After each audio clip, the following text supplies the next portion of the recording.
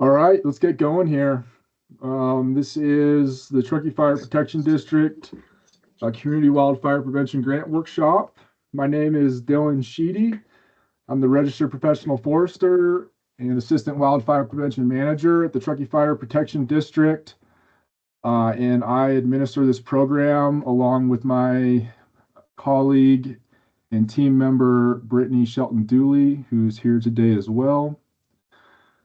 We're looking forward to a nice hour presentation here. I'll apologize in advance.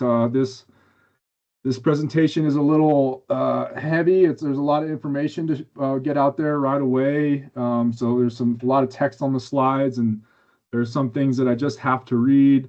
All of this first presentation is required to watch, either attend in person or watch online to get a project ID. Please stay muted during the presentation today. Keep your camera off. If you have any questions while I'm talking, you can go ahead and put them in the chat. There's a question and answer box or a chat that you can put your questions in, and we'll make sure that's addressed. And we'll have about 15 minutes, hopefully, at the end of this presentation to answer any questions live. So this is the first of 4 workshops. This is the grant overview and application process. So we'll talk today about kind of the program summary, types of projects that are eligible, who is eligible to apply, talk through some conditions and important points, and discuss a few other things. This is a fantastic program that we offer the community through Measure T. The program supports projects that reduce wildfire risk or improve community preparedness in the Truckee and Donner Summit areas. My role as the program administrator is to help you. I'm here for you. I work for you. I'm here to help you think pragmatically about your ideas and how they may fit the program, understand eligibility, and assist you in the navigation of the application process so you can complete it in a competitive and realistic way. I'm here to guide you, not to design your project for you. We love this program. It sparks a lot of great ideas and innovation from our community and professional partners. That said, not every good idea is the right fit for this grant program. And as we dive deeper, please think critically about your ideas and evaluate the alignment with the grant program goals and the procedural guide before investing significant time in an application. This presentation is pretty much verbatim from the procedural guide, and we will talk about the importance of reading the procedural guide to understand the requirements and what's expected of you. With that, some ideas may be better supported through existing Measure T programs. We have a lot of programs for the community to utilize, and sometimes those are people don't know about all of them. We do our best to get that out to the public as equitably as we can, but you might have some ideas that we can support through existing programs and would not require a grant. If you're unsure, connect with us. We're here for you. We have a dedicated staff of a wildfire prevention team made up of Eric Hornfett, the wildfire prevention manager, myself as the forester.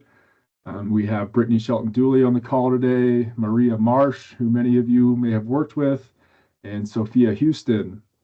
So we're happy to discuss ideas with you and help you find the right path.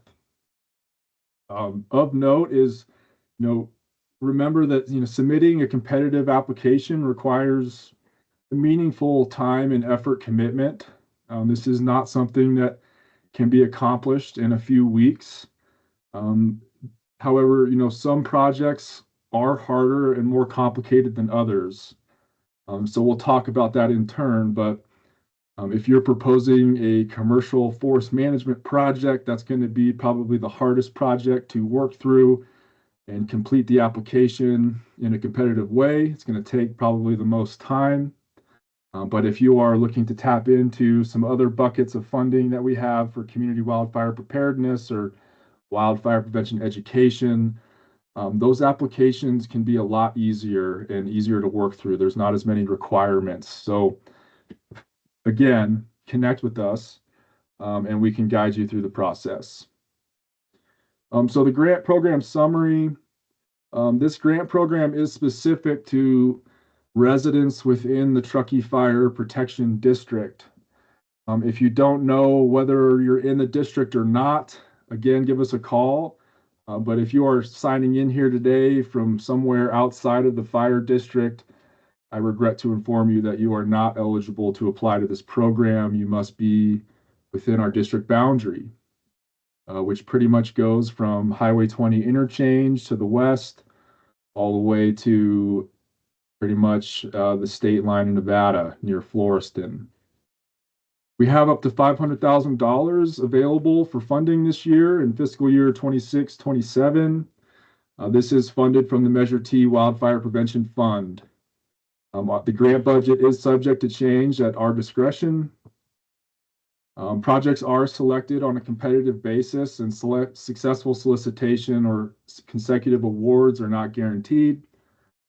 We will provide technical expertise and management oversight of grants, but we cannot, Truckee Fire cannot be the primary applicant or implementing agency. We'll talk about this a few times today, but projects that have documented environmental compliance are ready to begin implementation immediately, have strong community support and contain matching funds. They do receive additional priority in the scoring process. Again, this is the first workshop of 4, and in each workshop, we dive really deep into all of these concepts, and one of those is environmental compliance, one of those is project readiness, community support. So you have an opportunity to learn about what all these things mean and how to go about the process. Only complete applications that meet all requirements described in the procedural guide will be considered for funding. There are no exceptions here. If you do not meet the requirements or do not follow the procedural guide, you will not be considered for funding. So please read the grant guidelines carefully and thoroughly. It's very important. We have 3 project types that we will fund with this grant program. Forest fuels reduction, we'll talk about in length today. Community wildfire preparedness, we will also talk about in length, and wildfire prevention education. So forest fuel reduction projects, we'll start here. These can be commercial or non-commercial, and we'll explain the difference. Commercial or non-commercial tree removal and vegetation clearance to improve forest conditions and reduce wildfire intensity and severity. Could also include modification of roadside vegetation, projects to protect critical infrastructure.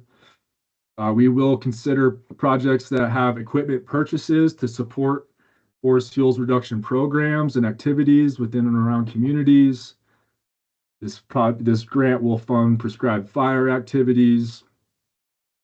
And sort of a new one, but an important one, is that we will fund technical assistance from a licensed registered professional forester specific to forest fuels reduction projects.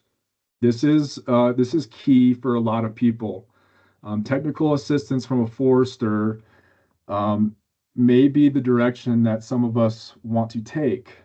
Sometimes when we have a project idea and we have general community support for the project idea, it's sometimes difficult, to work through the process to design a commercial forestry project. So we will pay for a forester to work with your community to do that.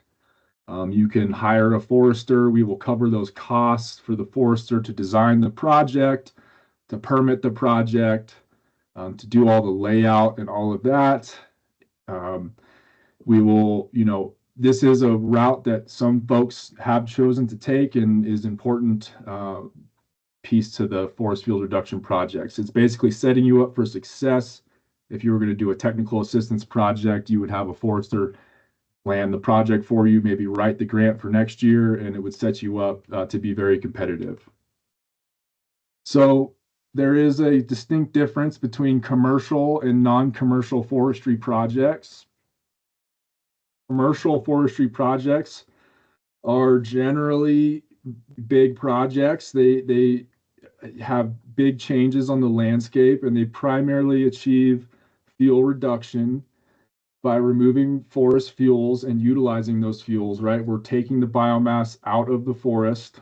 We're usually cutting and removing larger trees as well as smaller trees, and we're utilizing those trees as wood products, sending them to a mill. So these projects involve large forestry equipment, heavy equipment, and usually log trucks. These types of projects we will discuss this later, do require a consulting registered professional forester to design, permit, and oversee the project. A non-commercial forestry project is different, and the distinct difference is that this is more of a fuel modification project. We are rearranging fuels in these non-commercial projects. We are not legally allowed to utilize the material or commercialize the material that is generated. So these projects are typically lighter touch, generally maybe roadside vegetation management. These are usually thinning smaller trees, limbing trees, removing ladder fuels, basically changing the vegetation structure to slow fire spread. These projects do not require a consulting registered professional forester, and Truckee Fire, with consultation and approval, can act as lead agency and permit the project for you. Commercial versus non-commercial projects, they're both good types of projects. Some areas really do need a commercial component, and some areas maybe don't. So again, I'm here. I am a registered professional forester. I'm here to help you think about maybe what project would fit your community better. Again, a commercial forestry project is going to enact big changes to the landscape, and maybe your community is not ready for that, and you want to go with something non-commercial, and that's okay. Let's take a look at what a commercial project looks like. Hopefully this comes through clear for people. So this is specialized forestry equipment. This is called a feller buncher, and a feller buncher is equipped to remove large trees. It can bunch trees, and it stages them in piles. A very efficient piece of equipment designed to have a low ground pressure impact and is designed for production logging. A good contractor can cut 10 to 20 acres a day with a feller buncher. Once the feller buncher bunches that material and those logs, we have skidders. We call them skidders that come by and they pick the logs up and they drag them to a landing. Once it's at the landing, an even bigger piece of equipment called a processor grabs the logs and processes the logs into usable lengths for the mill. This piece of equipment has a cool processing head on it that's autonomized and computerized, and it is delimbing and bucking the logs into usable lengths. The usable lengths get stacked in one pile, as you see here, and the non-usable slash, or stuff that we just can't utilize at a mill, gets put in a slash pile, which you're seeing happen in this video.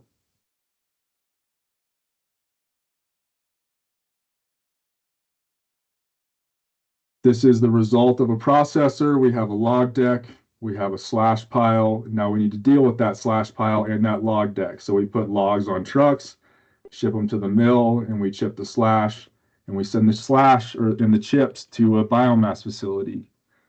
We follow up as you are gathering here. This kind of happens in 3 phases. This is the final phase of mastication.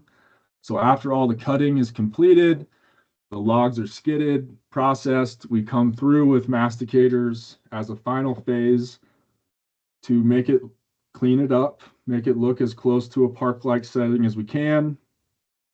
And ultimately, this is a type of disturbance that our forests need to thrive and be healthy. And we're talking major density reduction work, which is good. But sometimes maybe our communities aren't super supportive of that. We have a great community here. This is the aftermath of a commercial project in Glenshire. But you can see, we are removing a third to half of the trees on the landscape, designed by a forester, prescribed by a forester, intended to improve forest health and reduce the impacts of wildfire. This is an example of a commercial project that was funded a few years ago. I want to point out a couple things that made this project successful. There are 3 main landowners, 2 private landowners, and a partnership with the Public Utility District. You can see in this map, the gray area to the north of the hashed area is the project that was proposed and awarded. The gray areas that were previously completed. So this project is effectively tying into previously completed projects. It's also in a strategic location. We have the Pine Forest HOA community here. We have a middle school. We have an industrial center in downtown Truckee here. So this was a good project that was proposed to us, 100 acres, a meaningful scale, and the landowners brought about 20% match. So what does a non-commercial project look like?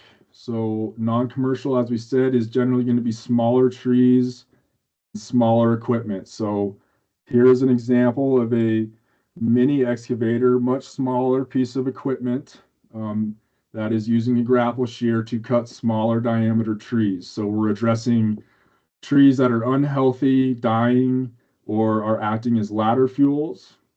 We typically use smaller pieces of equipment or hand crews. Again, all this material, though, is being left on site in the form of chips. So the aftermath of these types of projects, this is typically how they look. You have hand crews in the woods, cutting small trees and brush, using chippers to process and dispose or broadcast the chips back into the project unit. You can imagine we have so much biomass in our forests that usually the most effective way to deal with some of the issues we face is to remove the biomass completely and not rearrange it and leave it on site.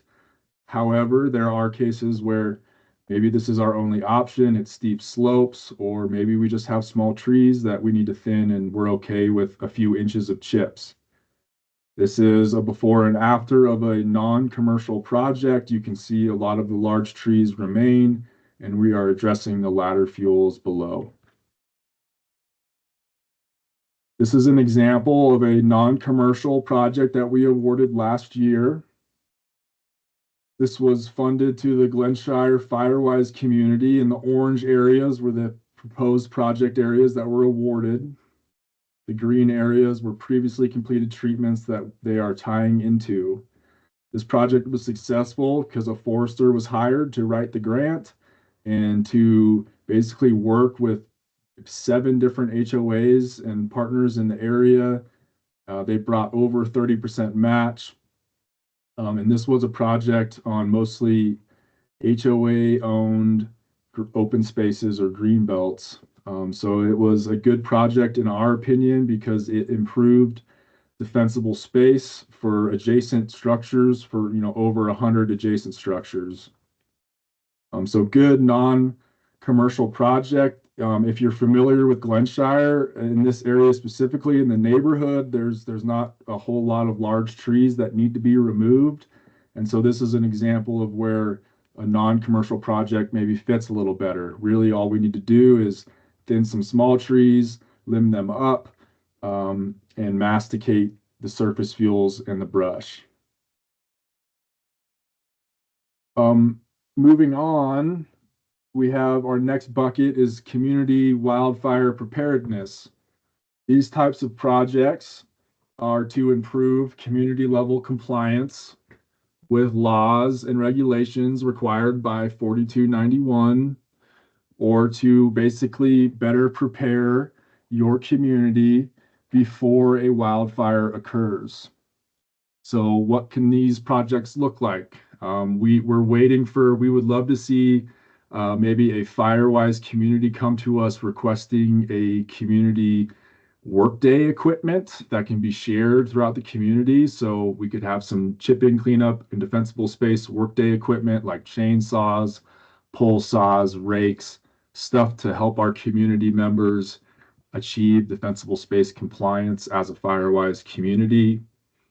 These projects could look like maybe things to improve the hardening of structures in a Firewise community at a community level, at a community scale, right? So replacing combustible gates attached to houses with non-combustible gates, enclosing low-to-grade decks, purchasing hardscaping materials to install Zone 0, firewood tarps to cover firewood and other eligible home hardening retrofits. If you're interested in applying to the Community Wildfire Preparedness Project under this idea, these are subject to Truckee Fire's approval, so you need to talk with us, and we need to, I will help guide you through the process to try to create a competitive project. We should try to achieve community scale compliance, so these may take some time, but these are probably easier projects to work on and get through the application process than the previous, forest fuels reduction projects. This is an example of a project we funded a few years ago in Kingvale and the Plavada area. If you're familiar with the area, the roads are pretty bad. There were no signs, so this community came and they asked us for funding to help them be more prepared in the event of a wildfire, which included, actually getting reflective street signs, getting their bridges signed appropriately with weight limits, marking their evacuation route with signs. A pretty cool project. That was an interesting idea that we didn't think about, but worked out really well. The next bucket, the third and last, is wildfire prevention education. These are probably more for professional organizations to develop and implement public education and outreach programs, school-based wildfire prevention education programs, multilingual or culturally appropriate outreach materials, stuff like that. We've only awarded one wildfire prevention education project. We'd love to see more. If you've been listening to the 101.5 Truckee Tahoe radio, you're probably hearing a lot of ads and other podcasts that are coming out, community conversations on wildfire. That was a wildfire prevention education grant that was awarded to 101.5 from Truckee Fire.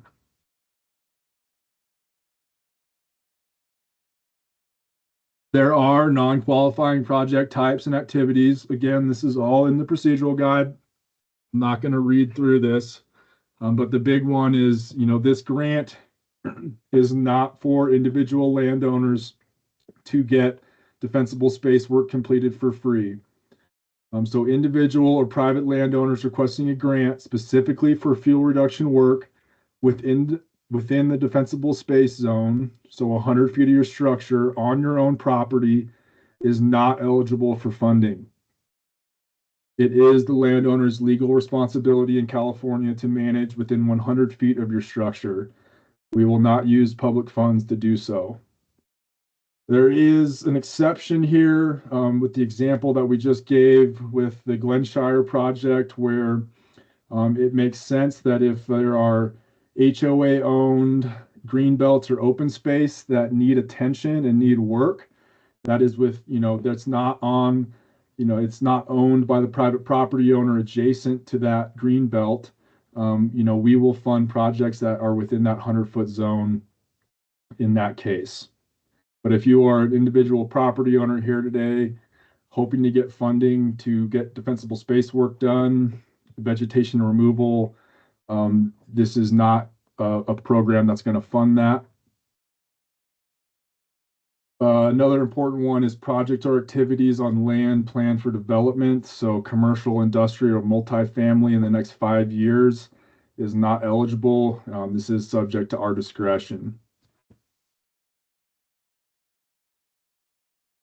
Eligible applicants is pretty much everybody. So the caveat is if you're a private non-industrial landowner, you may only apply for the forest fuels reduction project category. If you are looking to apply to community wildfire preparedness or wildfire prevention education, that should be underneath the FireWise community framework. Local agencies and special districts are eligible to apply. Native American tribes, incorporated and unincorporated nonprofit entities are eligible, as well as privately held for-profit companies and corporations.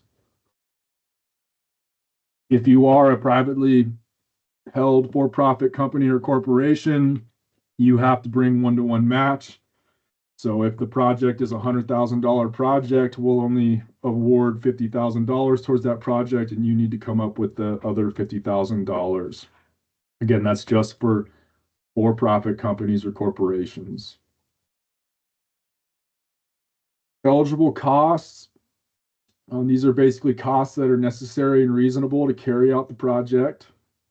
This can be equipment purchases, supplies, fuel, and permitting costs. Technical assistance, as discussed previously, is eligible. So if you need to hire a forester to help you design a project, that doesn't, that's eligible. You're not going to have any on the ground work getting done, but it's a way for your community to work with a professional to design a project. What else here? Indirect costs are approved as an eligible cost. This is specific to professional organizations that cannot exceed 10% of the total grant award.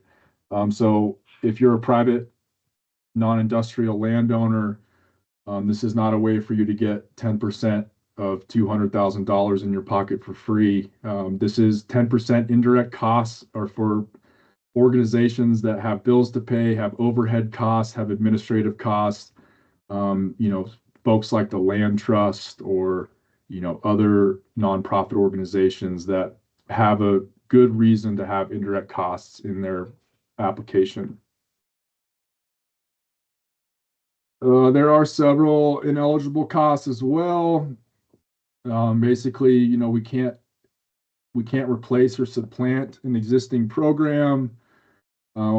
Costs incurred before or after the project performance period are not eligible. So writing the grant is not an eligible cost that you can be reimbursed for. That's your time spent writing an application. What else here? Again, costs associated with defensible space work within 100 feet of a structure on the same property where the grant work is occurring is not eligible. And the rest of this is in the procedural guide.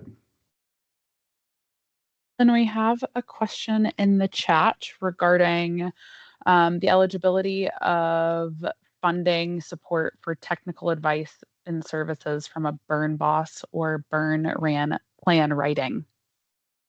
Absolutely. I would consider that technical assistance, and we probably should have clarified it doesn't have to be from a registered professional forester, but a professional licensed burn boss or qualified burn boss would be great.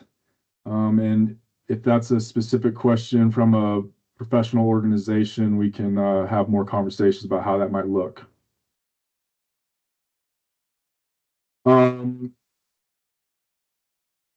Okay, so applications are due on Friday, April 17th at 5 p.m. Again, incomplete applications or applications not received by the deadline or that do not adhere to the procedural guide will not be accepted or considered. There is no advantage or prioritization given for submitting your application early. All applications submitted by the deadline will receive the same level of consideration and review.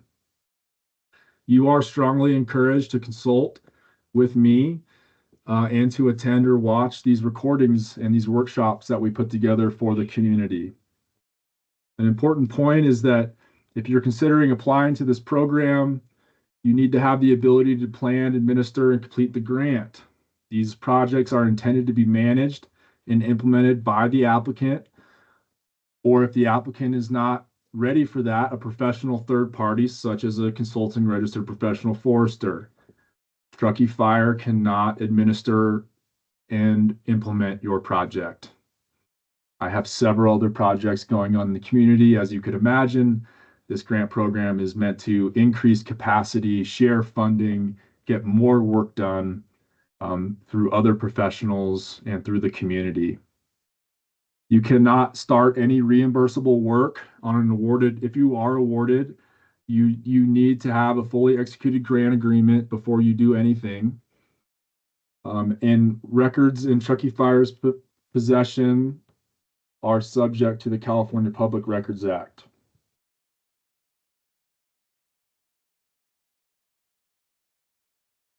So for forest fuel reduction projects specifically, there are some additional conditions and important points. So if you are a private non-industrial landowner looking to apply to this, again, you're only eligible to apply for forest fuel reduction projects. If you're a smaller landowner, you're encouraged to collaborate with nearby property owners to create projects equal to or larger than 5 acres. That is the minimum size. And project areas can be contiguous or non-contiguous. Again, this program is designed and intended to be proactive with mitigation work in the context of a forest fuels reduction project.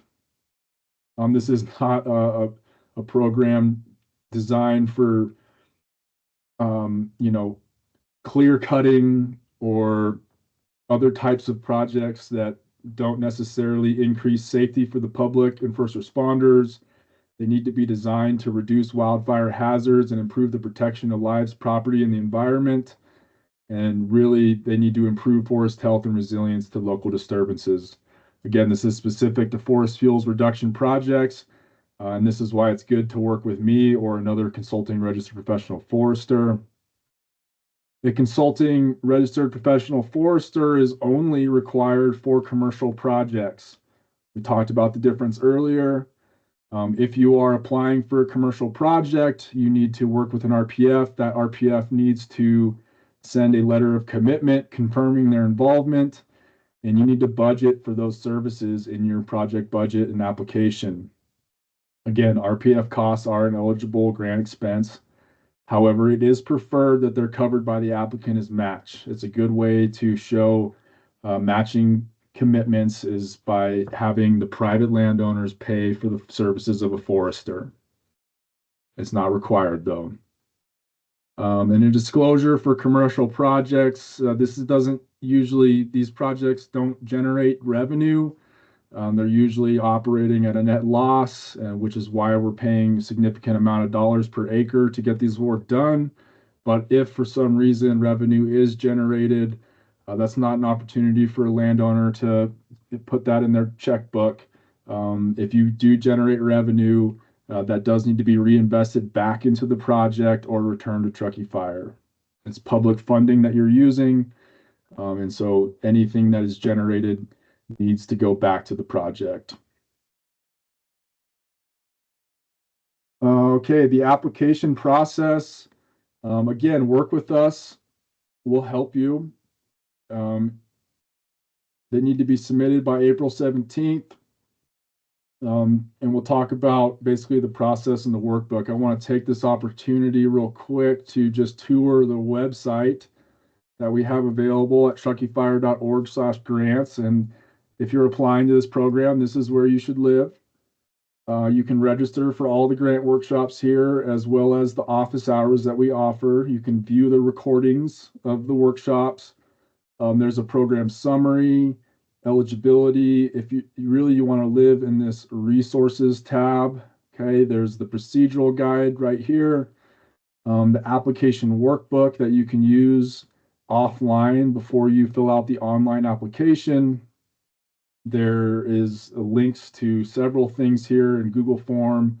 So your budget template, letters of support, letters of commitment, and a registered professional forester's contact list. So you can also see some past community projects that were awarded and learn about, projects that we've awarded in the past. So utilize that website and those resources available to you.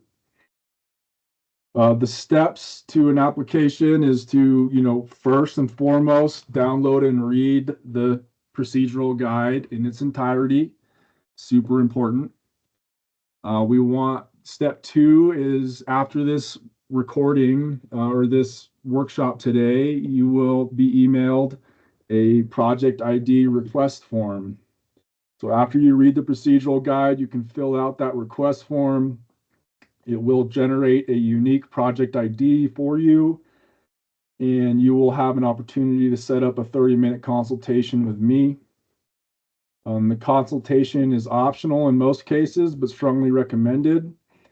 An important point, and we'll touch on this in a second, is that consultation is required if the applicant is requesting Truckee Fire to act as lead agency under CEQA. So this would be a non-commercial forest fuels reduction project that does not require a consulting RPF, but still requires environmental compliance. Step 3 would be to download the application workbook and draft your answers to the prompts. Really important to spend time on this document. This is your opportunity to present a competitive project and tell a compelling story. And then step 4 would be to, copy and paste your drafted responses from the workbook over to the online application, attach all required documents prompted by the online application, and submit by April 17th. Excuse me. There is an extensive review process that happens once the application period closes. Basically, we do a first review in-house, make sure everything's been met, and that if you have met all the requirements, you are, on to the next step, which is a application review committee made up of several different partners. It could be some internal employees in Truckee Fire, usually a representative from Nevada County, a representative from Placer County, a representative from the town of Truckee. I myself do not rank or review or select projects for funding. Because I administer the program and I'm so intimately involved with each of these projects as we work through the process, I'm in the room to answer questions, but I do not participate in the ranking and selection of projects. Obviously, with a public agency, the review team basically recommends projects for funding to the fire chief, to Eric, the wildfire prevention manager, and the board of directors. And ultimately, the board of directors have final say.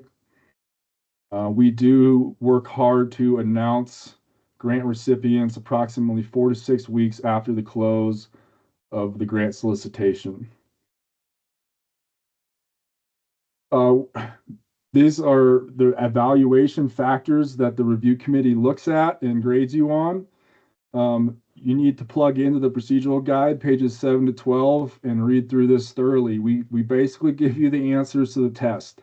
Like if you can go through and work through each of these buckets, these are tied to specific prompts in the application. So scope of work is, scope of work is worth 10 points. That's a specific prompt. Collaboration and local support is worth 10 points. Project readiness, landscape level context, right? All of these are worth points. And conveniently, we talk about all of these things in length in concurring workshops that we put on. So we'll talk about all of these. The dates are on there when we'll talk about these things, and we do a deep dive on each one of these to help you through the process. If you're familiar with grant writing, you probably don't need to attend all of the workshops. But if this is new to you, it's a good idea to plug in each week and get the information so that you can be successful and spend time efficiently. CEQA is a big thing. We're in the great state of California, so we're subject to the California Environmental Quality Act. Not every project, CEQA does not always apply to every single project, specifically, community wildfire preparedness and wildfire prevention education projects. It probably doesn't apply. CEQA applies when the project can cause a direct change or indirect change to the environment. So those are usually forest fuels reduction projects. Um, you you have to, if you don't have compliance already, you have to have it within 6 months, and we must approve CEQA compliance in writing before any ground disturbing activities begin. This is an important point. If you are awarded a grant, and you have not gotten written approval of your CEQA documents, and you go ahead and start work, or have the contractor start and send us an invoice to get reimbursed, like, we cannot legally pay that invoice. Like, you have to have environmental compliance for a public agency to commit to a project and be able to reimburse you. If you are not a public agency, Truckee Fire may serve as the lead agency. If you are planning to use Truckee Fire as the CEQA lead agency, you have to consult with us before applying. An important point here is that you can demonstrate readiness by having your document ready to submit at time of applying. So this would apply to a commercial forest fuels reduction projects, where you're working with a forester, and you can have that forester basically draft up the permit. And some of these permits have a time constraint on them, so it's to your advantage to maybe get the permit pretty much ready to submit. And you can talk about that in your application, that the forester has prepared the permit. If we are awarded this grant, the forester will submit the permit to the state, and we will be ready to implement as soon as possible. So that is a way to demonstrate readiness, is to have these documents ready to go. If you're a non-commercial project, we do not, CEQA is a nebulous, confusing, not very well understood document or process, excuse me, for the general public. And so there is no expectation that the public is going to be experts at CEQA. That's why we ask you to work with professionals or work with us to work through this process. If you're awarded a grant, the hard part starts. You are, now you got to get the project done. This is a reimbursement grant program.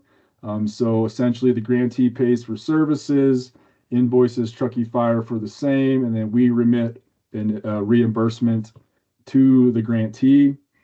We may, at our discretion, pay contractors or vendors directly for approved project costs upon grantee request and when reasonable. So we understand that if you're a private non-industrial landowner, coming up with $100,000 to pay a contractor and waiting 30 days to be reimbursed is not realistic. And so we will pay the contractor directly in that case. Advances can be considered. If you have a project and you're working on the project, you have to expect to do some project reports. This includes discussing accomplishments.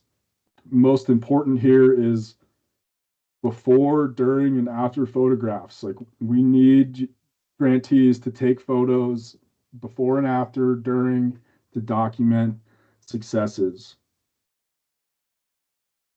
We do, entertain amendments as needed. And of course, we reserve the right to withdraw grant funding at any time if stated requirements in the grant agreement are not met. To wrap this up, please read the procedural guide. this process is intended to sort of act as your test. Like, if I don't mean this facetiously, but if you cannot navigate the grant application process, you're not going to be able to manage and implement a grant. And that's okay. Like, if you're feeling overwhelmed or if you don't think that you can do that, there are ways to hire a forester for technical assistance to help you write this grant. Or if you're neighboring with a HOA boundary or a nonprofit organization that maybe has more experience writing grants, it's perfectly acceptable to reach out to them and try to partner on a grant application and utilize utilize the expertise of another organization to help you along the way. I tell people this a lot is, developing a competitive project from scratch can take multiple years. And this should not be rushed. We don't want to rush through this process, especially when we're working with multiple people. This program will be available every year until Measure T expires in 2029. So it's perfectly acceptable if you're just starting with an idea now, to work on that over the year so that you're ready to submit in 2027, if that's a more reasonable timeline for you. Or if you're looking for technical assistance, get that technical assistance done, get a plan, get a forest management plan put together, a permit, design the project, come back to us in 2027 and apply for the implementation side of that project. Ideally, projects should be completed in the same fiscal year they are awarded. Our fiscal year goes from July 1st to June 30th every year. There are other programs to consider. Nevada County Office of Emergency Services has a micro grant program specific to Firewise communities and HOAs, or road associations, really any formal group. This funding opportunity is specific to vegetation removal along private and public roadways. There is a match requirement here. If you're interested, you're encouraged to contact Ricky Martinez direct at the county. His contact information is listed here. You can also call us and we can get you connected with them. So this might be better fit for some folks, and it's a good opportunity. There are other state and federal programs that individual landowners can look into. These are usually specific to properties, larger properties greater than 5 acres. So the CAL FIRE CFIT program is a big one. It's a cost share program. If you're working with a forester, every forester knows what this program is and can help you get through that process. And the federal government has their own through the NRCS EQIP program, Environmental Qualities Incentives Program, which is a little bit harder to tap into, but another option. Again, we have several upcoming workshops. We hope you attend. Thanks for listening to me today. I know that was a lot of me talking. There's contacts here. You can email grants@truckeefire.org. If you have questions, you can call me, email me, or call Eric. We're here as a resource for you all to help you through the process. Looks like we have about 12 minutes for question and answers, and we'll get into that now. We do have a couple of questions in the chat. Can more than one project be submitted for consideration from a single entity? Yes. Yeah, you can submit. I mean, a better approach might be to present a scalable project.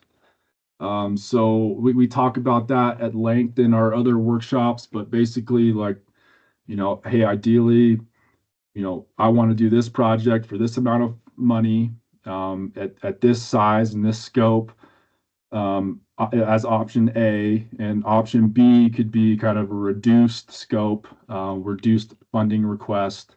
That sometimes that's a better way to go about it, but yeah, you can submit more than one project. Yes. Great, thanks, Dillon. Another question that might need some follow-up from Linda. The question is, do projects through the emergency proclamation by Governor Newsom qualify? Yeah, that's a good question, Linda. So I would say No, we would permit it through CEQA exemption through Truckee Fire as a minor alteration to land, or it would be a commercial project permitted through a timber harvest plan exemption with the state. The emergency proclamation is not necessarily an avenue. Excuse me. Sorry about that. Is not always an avenue that we have taken, and there are, I think, other issues with that we can discuss offline, Linda, if you would like. But the answer is maybe, but likely not, if that answers your question.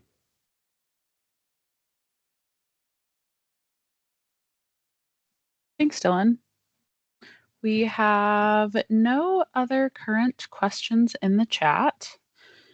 If you all do have questions, feel free to click that raise hand icon, throw them in the chat, and we can unmute you and you can ask, or feel free to type them in. We have Joanne with your hand raised. Joanne, I will unmute you now.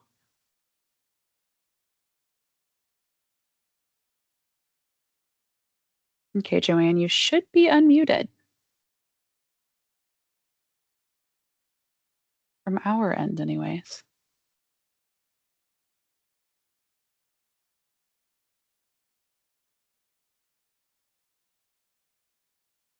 You there, Joanne?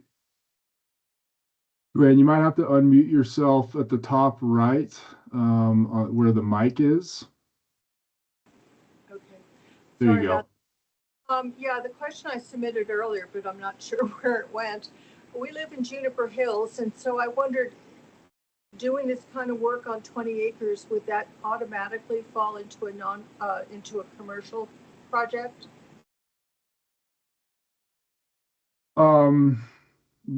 Brittany, it might look like we're having problems with maybe the Q&A portion. Joanne,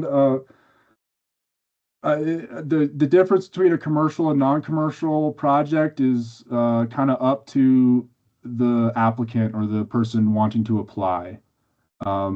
So in specific areas, a commercial project might be better, but if that's not what the community wants or the landowner wants, you can go non-commercial. It's not necessarily tied to an acre limit. Okay. Does that make sense? Thank you. Okay, next we have Skip Gast. Skip, you are unmuted on our end. Go ahead and unmute yourself and ask your question. We got okay. Hello, can you hear us? Yeah. Yes. Could you repeat your Dillon, your email and your phone number, please? Yeah, absolutely. I'll put it up on the screen for everyone. It's right there, Dillon Sheedy, my first and last name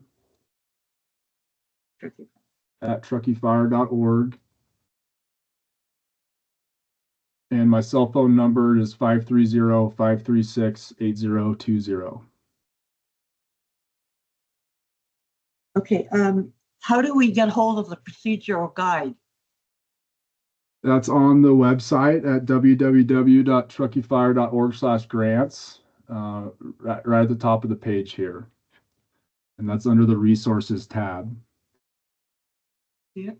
I don't know. You said it's on the top of the page. Top of the page. What? Right here where my cursor is. It's just www.truckeefire.org/grants. Oh, there it is. At the very top. Okay, Truckee Fire. Okay. Anything else? No, thank you. Thank you. Any other questions from the group? We have a question from Z Terrapin. Would this grant assist private contractors in obtaining equipment to better assist homeowners with defensible space needs? No. No. This is a community fund intended to increase capacities or the community, not to increase capacities for individual contractors.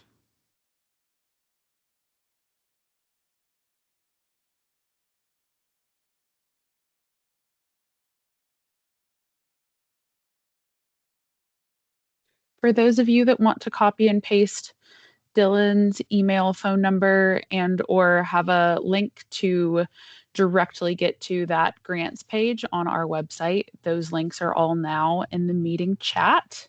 Looks like we have about 5 more minutes if anyone else has any additional questions.